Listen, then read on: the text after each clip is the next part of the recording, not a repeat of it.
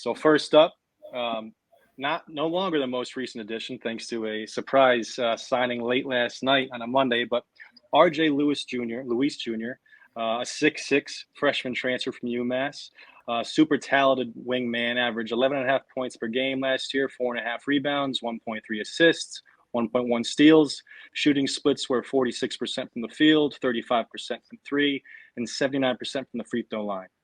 He's a very versatile player, can guard 2 through 4. I think you could even get away with putting him at the 1 in some instances if we're in a pinch. He's got really good hands. 2.9 steal rate. That's 235th best in the country. Offensive rebound, 7.2 offensive rebound rate, really gets on the offensive glass. And he does an excellent job drawing fouls.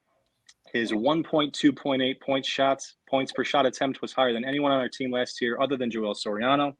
So he can get to the lane. He can make shots around the rim. His 5.3 fouls drawn per 40 minutes was 126th best in the country. So he's an elite guy in terms of drawing fouls. I think next year you could start and get minutes playing anyway from the 2 through 4. His 8-10 numbers. So last year, once he really got going in conference, he averaged 14.5 points, 5.5 rebounds, 1.6 assists, and 1.1 steals. So you can tell, as he got comfortable as a freshman, he really got going, had big-time numbers, and was an 8-10 all-freshman performer. I think he projects to be a starter or sixth man who can play a handful of positions. I look at him as more of a big guard in the Rashid Jordan mold as opposed to a forward with skills. You know, that'd be like a DJ Kennedy. I love his ability to allow us to play big or small. He's a huge piece for this season and seasons moving forward. Cole, what's your thoughts here on R.J. Luis? Yeah, I mean, dude, one of the things I love the most that you said is like his ability to draw fouls and then shoot at a high clip from the free throw line. Like I love that, a guy who's going to take the ball to the rim. I just wrote down a few like strengths and weaknesses, looking at some of his tapes, like his ability to score at the rim. Like you mentioned, I think he shot 55% on shots in and around the rim. So that's awesome that he can take it to the hole and actually finish, unlike maybe a player like Posh, who can do a great job of taking it to the rim and not finish. He's also a very skilled passer. So like you mentioned about maybe in a pinch when we need him to handle the ball, he can facilitate a little bit. His on-ball defense, like you mentioned, his steal rate being high. So that's fantastic. Just a few things I noticed that were mentioned as some weaknesses is he does have a relatively high turnover rate. So maybe that might be a negative if we ask him to handle the ball too much.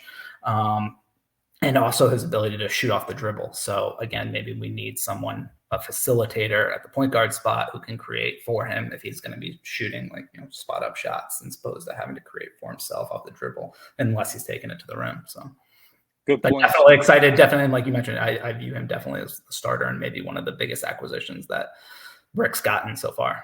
Yeah, I think this is a guy, if he would have stayed at UMass or in the A-10 for another year, he would have averaged like 16, 6, and 3, something like that, and been a big get in the transfer portal next year. I think we might have got him a year ahead of time. He's still to beat out some big programs for him. So, dude, and if you look at like UMass Twitter and like some of the stuff that they've said, it's, there was a lot of talk mid last season amongst the UMass folks of like, hey, we need to start like, contributing to our NIL collective because this is the type of guy that big programs are going to come calling for and that we would potentially lose. And sure enough, Rick came in and got him on the line and pulled him in.